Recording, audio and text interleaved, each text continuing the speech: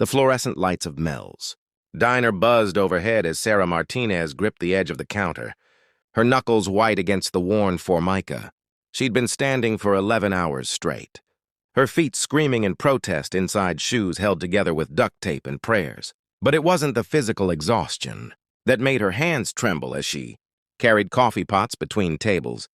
It was the envelope burning a hole in her apron pocket. The eviction notice, 72 hours to come up with 2 months' rent. Or she and her 6-year-old daughter, Emma, would be sleeping in their 15-year-old Honda Civic again. Sarah had been down before, but never this far. 3 years ago, when Marcus left, she thought she'd hit rock bottom. He'd walked out 2 weeks after Emma's 3rd birthday, leaving nothing but empty promises and an even emptier bank account. Sarah had clawed her way up from that darkness, working double shifts, taking online classes at night, building what she thought was a stable life. Then her mother got sick. The medical bills came like an avalanche, burying every penny she'd saved. When her mom passed 6 months ago, Sarah inherited nothing but debt and a grief. So heavy she could barely breathe some mornings. But she had Emma. Sweet, brilliant. Emma with her gap-toothed smile and endless questions about the universe. Emma, who never complained when dinner was cereal again, who wore secondhand clothes without shame, who drew pictures of their future house with a big yard and a dog named Rocket. For Emma, Sarah would have walked through fire. She just hadn't expected life to keep lighting matches. It was a Tuesday evening, the dinner rush winding down when they walked in. Sarah noticed them immediately. Everyone did. 6 men in leather vests, their motorcycles gleaming under the parking lot lights visible through the diner's windows.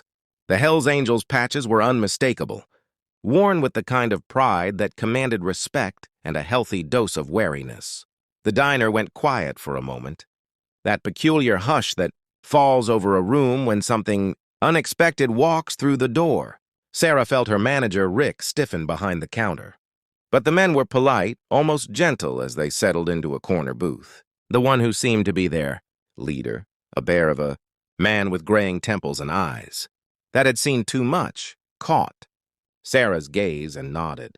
Just a simple acknowledgement, but something in it made her throat tighten. Recognition, maybe. One survivor to another. She took their orders with shaking hands, her mind spinning. The eviction notice seemed to pulse in her pocket like a second heartbeat. Emma was at the neighbor's apartment right now, Mrs. Chen watching her for free because Sarah had helped her son with his college applications. How many more favors could she ask for? How many more days could she pretend everything was fine? As she returned with their drinks, Sarah's phone buzzed. A text from the school. Emma needed new shoes for gym class. The ones she had were too small, pinching her feet. Sarah's vision blurred. She couldn't do it. She couldn't buy shoes and pay rent and keep food in their tiny apartment. Something had to break, and she was terrified it would be her. That's when she saw the napkin holder on the counter, and the marker she used to write daily specials. And suddenly, with a clarity born of desperation, Sarah knew what she had to do. Her hands moved before her mind could second-guess, scrawling words on a napkin with quick, furtive movements. Her heart hammered as she folded it and slipped it under the coffee pot when she refilled the men's cups. The leader picked it up after she walked away. Sarah didn't see his expression change, but she felt the shift in the air. She busied herself wiping down tables, her pulse roaring in her ears. What had she done? They were strangers. Dangerous strangers if the stereotypes were to be believed. But there was something in that leader's eyes. Something that reminded her of her father, who'd served in Vietnam and came back different but never cruel. Men who'd walked through darkness and somehow held on to their light. She'd written only 3 words on that napkin. Please help us. Sarah didn't see them leave money on the table. Didn't see the leader fold the napkin carefully and tuck it into his vest pocket. She was in the kitchen, leaning against the cool metal of the industrial sink, trying to remember how to breathe. When she came back out, they were gone. The table was empty except for cash, far too much cash for 6 burgers and coffee. And another napkin with an address written in careful block letters and 5 words, tomorrow. 3 p.m., come alone. That night, Sarah barely slept. She held Emma close in their narrow bed, breathing in the strawberry scent of her daughter's shampoo, and wondered if she'd made the biggest mistake of her life. But what choice did she have? The eviction was real. The empty pantry was real. Emma's two small shoes were real. Sometimes you had to trust the kindness of strangers because the people who were supposed to care had already failed you. The address led to a warehouse on the industrial side of town. Sarah's hands were slick with sweat on the steering wheel as she pulled up. 15 minutes early because fear had made her punctual. The building looked abandoned, windows dark, and for a moment she considered putting the car in reverse and driving away. Then the door opened, and the leader stood there, backlit by warm light from inside.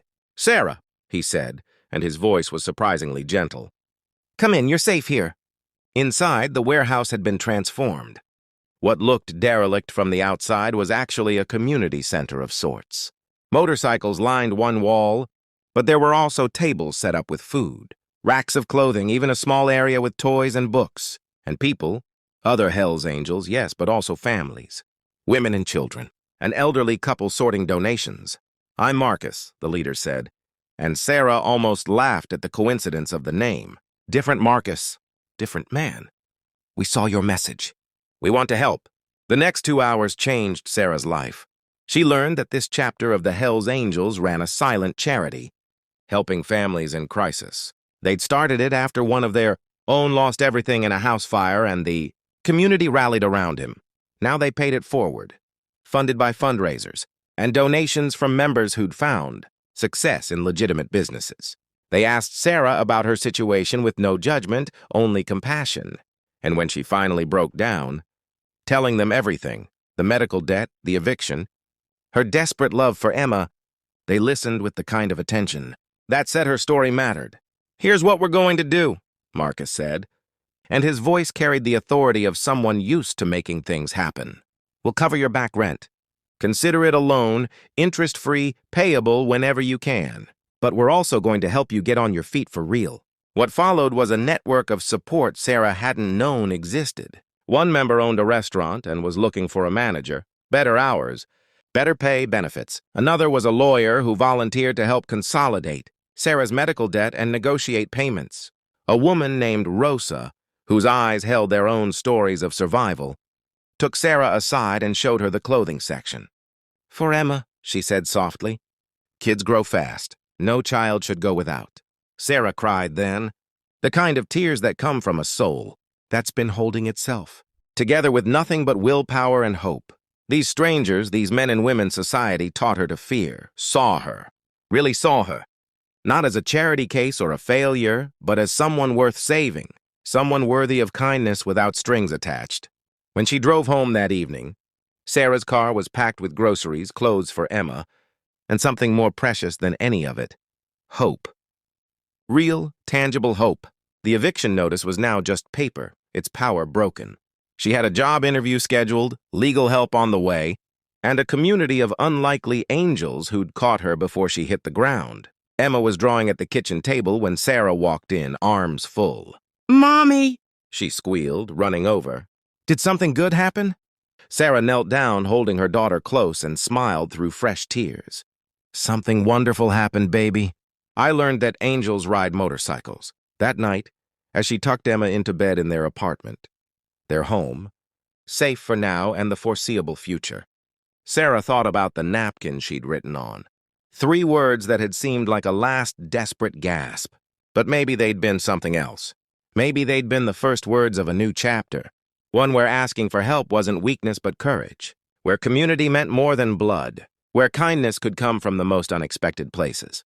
She thought of Marcus and his crew, probably back at that warehouse right now, helping another family she'd never know about. Silent heroes in leather and denim, proving that humanity's greatest power isn't in its strength, but in its capacity to lift each other up when the world pushes us down.